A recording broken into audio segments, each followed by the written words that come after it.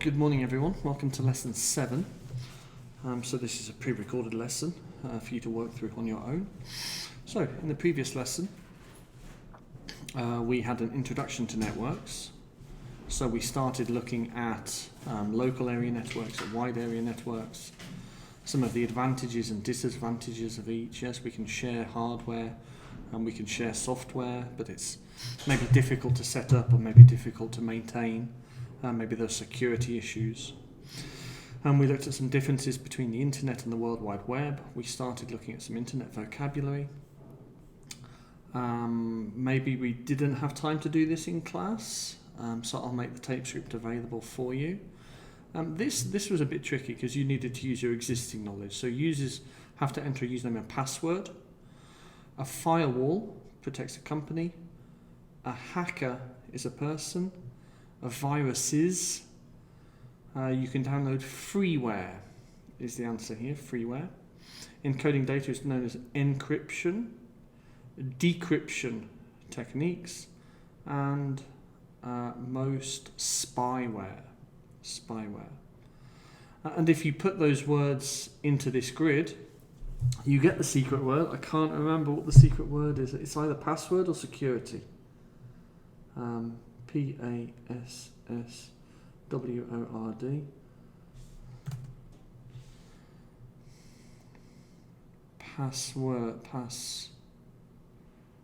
So I think it's security. I'll double check that. Right, so today, lesson 7. So we're better understanding TCP/IP. So we're building on our knowledge of networks. These are some hardware devices. We kind of have a bit of schemata now as to what a network looks like and some of the advantages and disadvantages, like I say. Well, now it's time to get down to the nitty-gritty of actually how they work, how they appear to work. So we've got a first exercise here. We've got a text here about popular audio-visual applications. For example, Zoom, Skype, WhatsApp, video. And we've got the various stages that these applications go through to enable two-way communication. Okay, so I'll read these to you. So applications like Skype, Zoom, WhatsApp work by sending data via the internet in tiny packets like this. Your voice signal and video signal, which are analog, are converted to digital data. The sending application uses software algorithms to compress the digital audio and digital visual data, much like in MP3 files or zip files. The data is divided into packets. Each packet is 30 milliseconds long, which is about 1.5 kilobytes.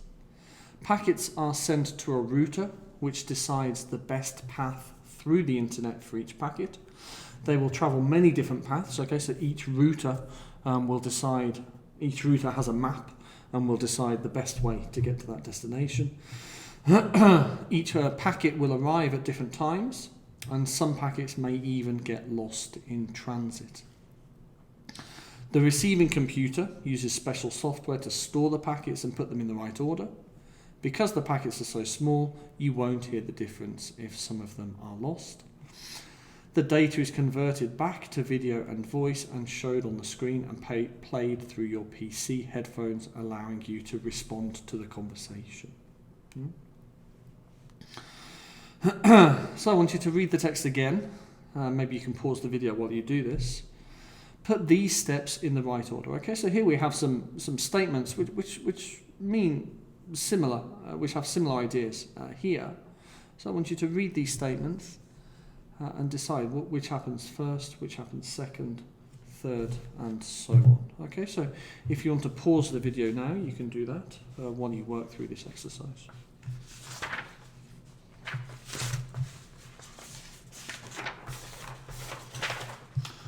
Right, okay, so welcome back. Yeah, so I'm guessing that you've done that. So the steps in the correct order then. Right. Let me open the answer key for this.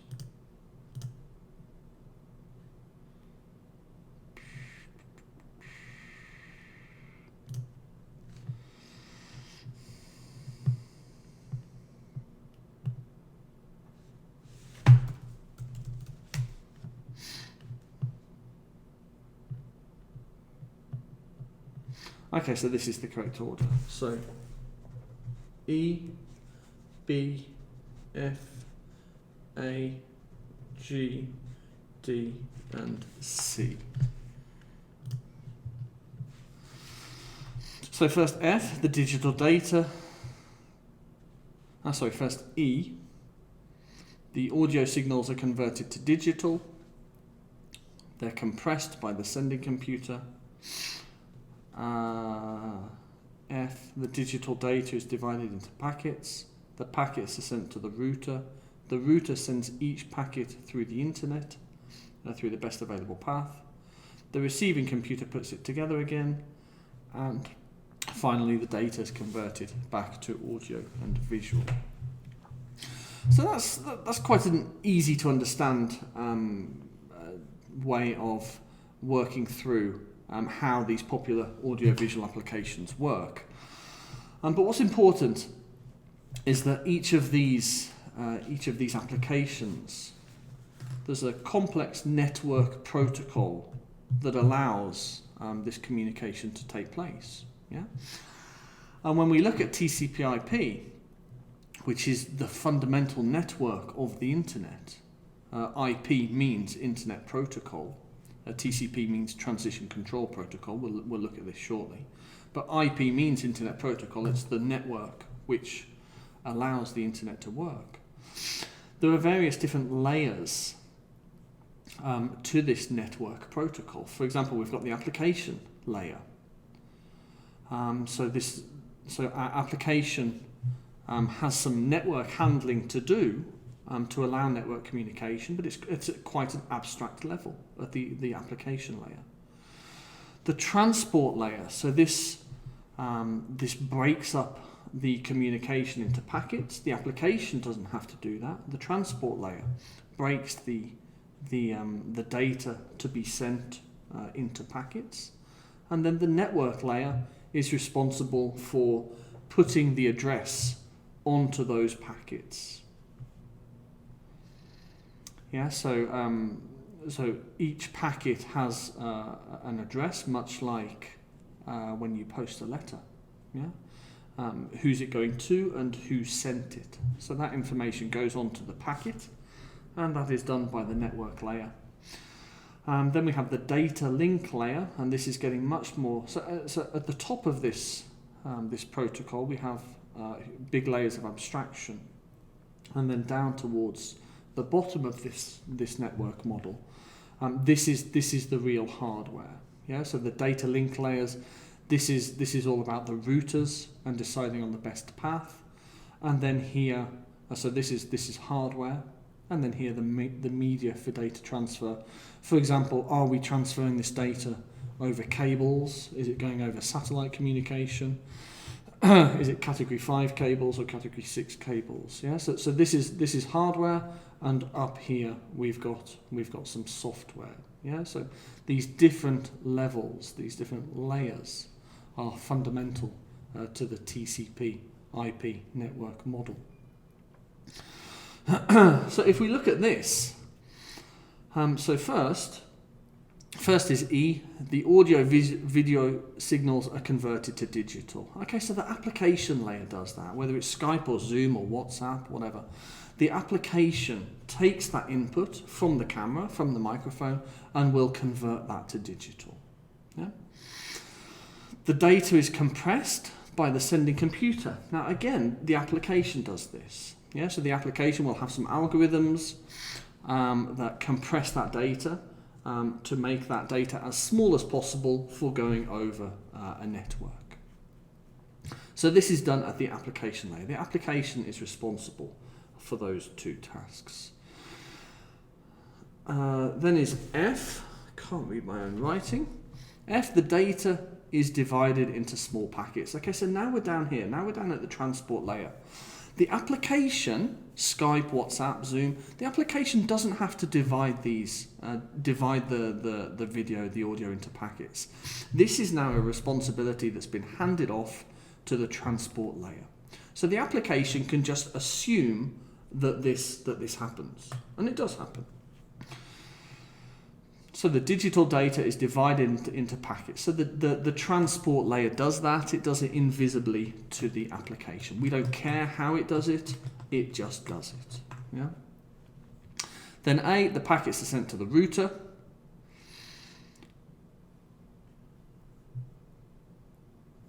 So now we're down. Now we're down kind of here at the data link layer. There's a stage between breaking it into packets and sending it to the router where we actually have to address the packets. Yes, we have to put the IP address onto each packet so that it gets to the correct destination.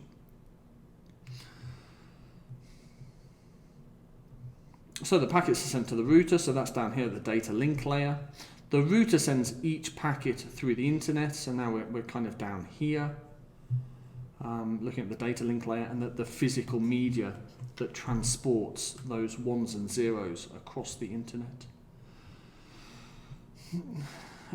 D, the receiving computer puts the packets together again. Okay, so now we're up here. Yeah, so we've sent our video and our audio signal. It's traversed the internet. It's been accepted onto the network. The network knows which computer it needs to go to, and now the TCP layer is ready to reassemble those packets back together. So that's so the receiving computer puts the packets together. So that happens here, the transport layer on the receiving computer. And then here, the application layer, the data is converted back to audio-visual. So this is the other person's Skype that receives those packets, or receives that stream of data. They don't know it's packets, they just know it's a stream of data. And they interpret that as audio-visual and present that to the person at the other end of the communication. So this network layer is very important. It's fundamental to how the internet works. But really, if you become a software developer, all you really need to worry about is this application layer. How does your application interact with the data it gets, and how does it interact with the data it sends? All of this is very complex. The transport layer, network, data link, and the physical transfer. All of this is quite complex.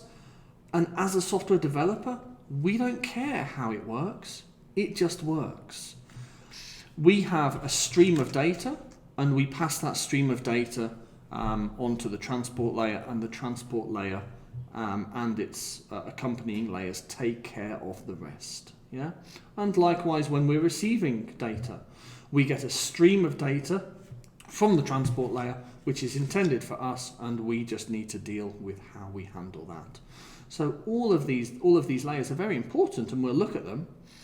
But as a software developer, we don't have a great deal to do with them because these are kind of modular layers that we can assume work. Right, so this is all about internet protocol. This is a bit messy. So internet protocol. So every computer on the internet has an address. Where have I gone? Every internet on the computer has an address. For example, 66.171.248.170. I can find my address by going here, netstat. So my local address is 10.36.0.133. So this is my local address on this local area network here on campus. And then here I've got all of my open connections, which is a right mess.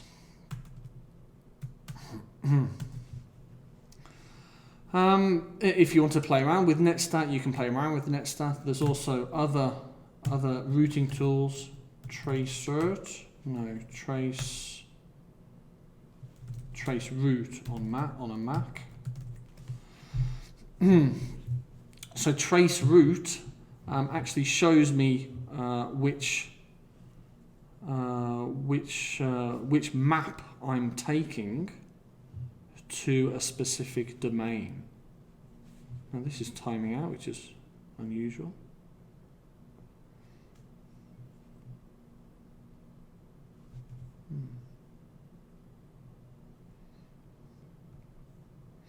So we can ping Google to test our response time, to test our network connectivity. We can use Netstat to find out our address and to find out what open connections we've got. And it's tracert on Windows and it's traceroute on Macs. And that shows you, or at least it should show you, the route that your traffic is taking to that network address. Now, TCP. So, we know that we've got a TCP transport layer, yeah? And TCP is the other half of the key protocol. So TCP IP, Transport Control Protocol, Internet Protocol. Internet Protocol is the network layer, and TCP is the transport layer. The Internet layer doesn't care about what kind of traffic you're sending. It doesn't care whether it's an email, it doesn't care whether it's a web page, it doesn't care whether it's a file you're downloading. The Internet Protocol layer just knows that every packet must have certain key details. Yes, it must have a to address, it must have a from address, it must have some sort of timeout, some sort of integrity check, it must have some sort of checksum to make sure that the data is what it is. But the IP layer doesn't really care what you're sending. Yeah, it could be anything, because all the packets look the same, whether it's a part of a web page, or, like I say, part of an image, part of a file. TCP, however, is all about the service, the internet service that you're using. So here, TCP is the abbreviation of Transport Control Protocol, whereas UDP is the abbreviation of User Datagram Protocol. TCP and UDP are both the main protocols which are used during the transport layer of a TCP/IP model. Okay, we've seen that. Both of these protocols are involved in the process of the transmission of data. While UDP is used in situations where the volume of data is large and security is not of much significance, TCP is used in those situations where security of data is one of the main issues. Now, this is key, and we'll look at some examples shortly. While the transfer of data, the existence of ports is a matter of high significance. Each data packet comes with a port number associated with it. So that's the job of the IP network layer. Yeah, we've got a to address, we've got a from address, and not only a to address or a from address, but we need to know which port that data is associated with. Now, we will see different services have different ports. Yeah, HTTP works on port 80, SMTP works on port 25. Because the internet isn't just one service. Yes, we've got web pages, we've got mail, we've got FTP transfer, we've got secure shell, we've got all sorts of different services. Maybe we're playing a game, maybe we're using Zoom. All of these services use different ports. Yeah. Where are we? This enables the protocols to decide what are the requirements of the data packets and to which port they're supposed to be directed. The existence of ports is crucial to make sure that data packets reach their desired destinations accurately. If packets just had a to address, then there would be no way of telling whether each time we got a packet, and we can think of a packet like a little envelope. Yeah, each time we got a little envelope, is that part of a web page, or is that part of our email, or is that part of a file I'm downloading, or is it part of a Zoom session? Yeah, that maybe I'm conducting. So we need this port number so that we can see, yes, we've got this envelope, and it's got port 80 on it. That means it's part of a web page that computer has requested. In addition to this, there are lots of other features: security, the versatility, the most appropriate one. Now let's talk very briefly about the difference between TCP IP and TCP and UDP. Maybe I have some envelopes here. Okay, so this is an envelope, very, very simple, yeah? And we can think of a packet as an envelope. Each time we request a web page, that web page isn't delivered to us as one web page. It's delivered to us as thousands, maybe tens of thousands of little packets, yeah? Each packet, like we saw, is about 1.5 kilobytes in size, maximum size. So if we're requesting a web page of a couple of 100 kilobytes, then we get, several hundred or maybe several thousand packets. Now, TCP here talked about security. Where was it? Yes, where security is important. Yes, where security of data is one of the main issues, we need to use TCP IP. Now, if you're playing a lot of online games, let me try to explain the difference then between TCP and UDP. We use TCP when we need to receive all of the data. So let's say I go to a web page. I want to view BBC News. Okay, so I type BBC News in and I press go, and that data comes back to me through hundreds of packets through the TCP protocol. And what TCP guarantees is that I get all of that web page. All of those packets are delivered to me, and only when all of those packets have been received by the computer are they reassembled and are they presented to me as a web page. Yeah? So TCP, you can think of it like the post. TCP is like recorded delivery. Yeah? You need to be sure that the receiver gets those packets. And the receiver, each time they get a packet, they sign. They sign for that packet. And the computer that has sent those packets, if they don't get notification of a signature within a certain period of time, they resend the packet to the computer. And they keep doing this until the sending computer gets notification that that packet was received. And if this wasn't in place, then we would have incomplete web pages. If we tried to download our email, we would risk having parts of it that were incomplete because that packet hadn't been successfully delivered. In the exercise above, we understood that some packets might get lost, some packets might get resent. And this is very important. Now with UDP is used a lot for online games, where we don't really care if we don't get every packet that we should.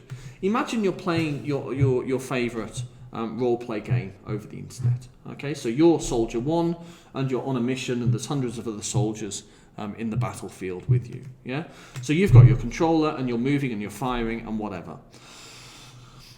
Things are happening so quickly that it's really not important what happened a fraction of a second ago.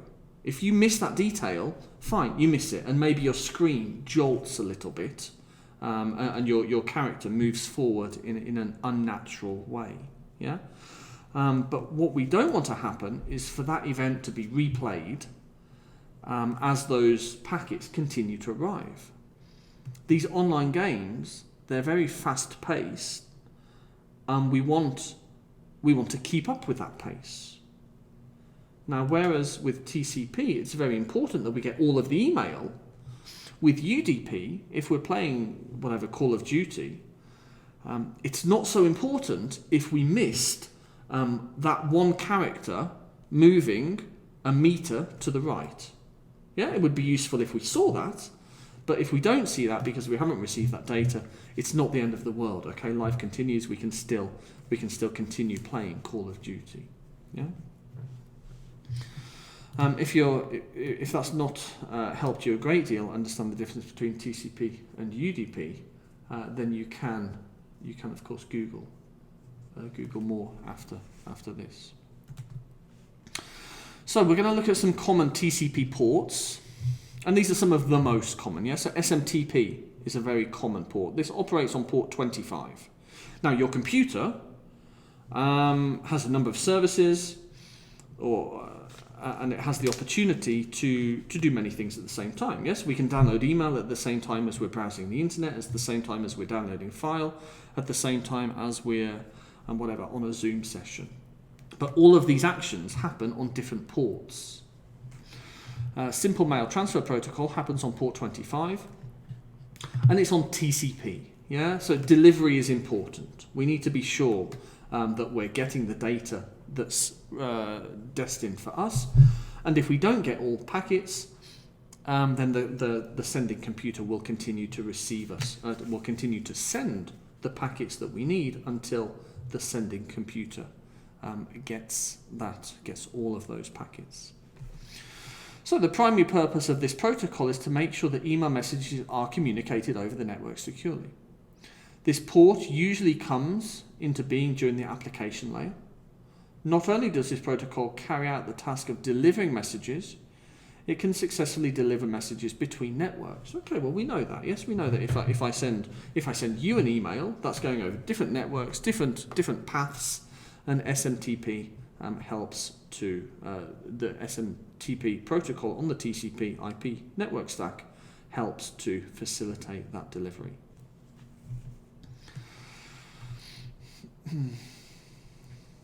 So this makes it one of the most important ports for communication of messages over network due to the security, and it provides along with other features.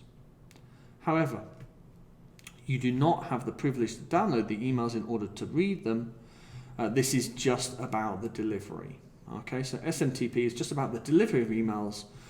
We need, where is it? It should be somewhere down here. We need POP3 on port 110 to download the messages that we have been sent. So SMTP sends and receives messages. We need POP3 to actually download those and view them.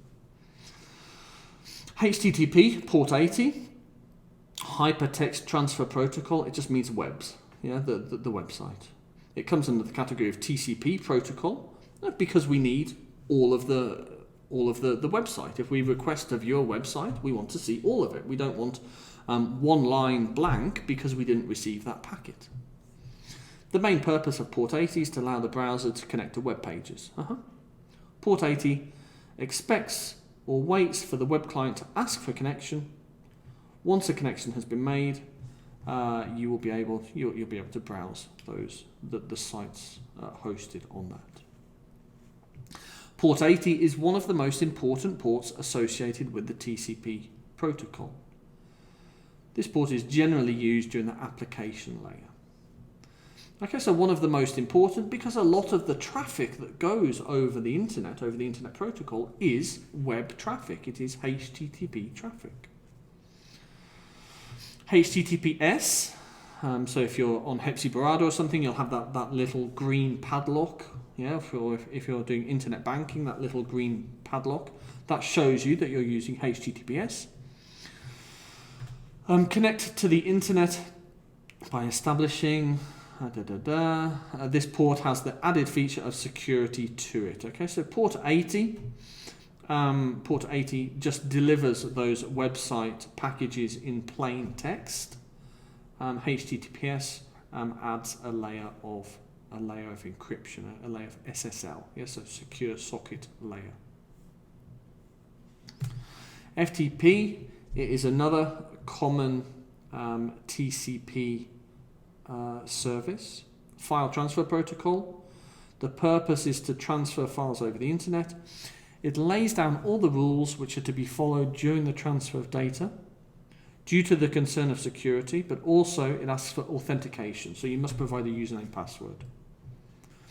Port 20 performs the task of forwarding or transferring the data, and port 21 performs the task of signaling the flow of commands. So FTP uses 2 ports here, one for the transfer of data and a second port to make sure that both the host and the sender and the receiver are working as they should be.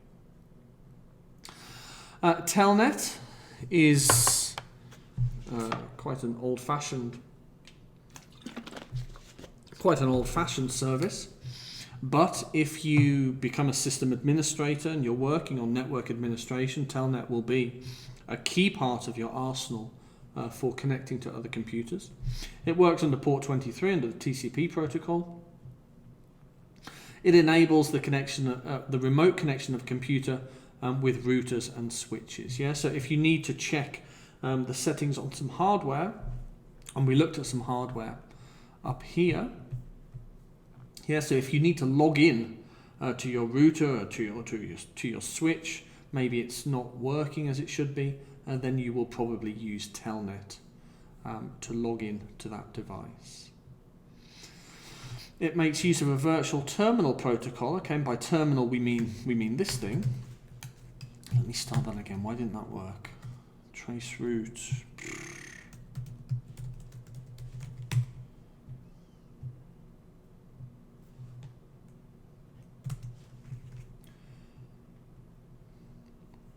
So if you have problems with your routing and you need to log into a router or to a switch, then you're probably going to use Telnet to do that. So IMAP works on port 143, the Internet Message Access Protocol. The primary purpose of this port is to retrieve emails from the server. Okay, so this works in conjunction with SMTP, which is responsible for the delivery of emails. IMAP is responsible for retrieving emails.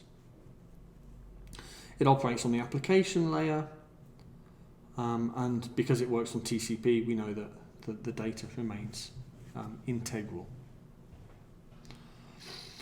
RDP, the Remote Desktop Protocol, operates on port 3389, so developed by Microsoft. So if you're doing network administration and one of your users has a problem and you need to connect to their computer, you're going to do that through this Remote Desktop Protocol, which operates on port 3389.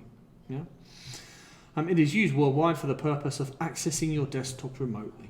Yeah, so system administrators, network administrators use this when their users somewhere on their network have a problem. And you can log in, you can see their screen, you can control their mouse and whatnot. Secure Shell operates on port 22.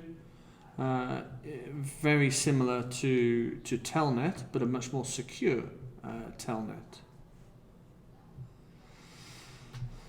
It carries out the task of remotely connecting to a remote server or host. Yeah, so again, so you can connect to other computers or other devices on your network with added encryption to ensure that communication is encrypted. DNS operates on port 53, the domain name system. It makes use of relational databases to link host names and computers with their respective IP addresses. Well, what does that mean? It means that a DNS server has a directory of David's computer and the IP address for David's computer. Yeah. So when a packet arrives addressed to this IP address, the DNS server knows that actually that means David's computer, and it needs to go this way. DNS is key to how the internet works.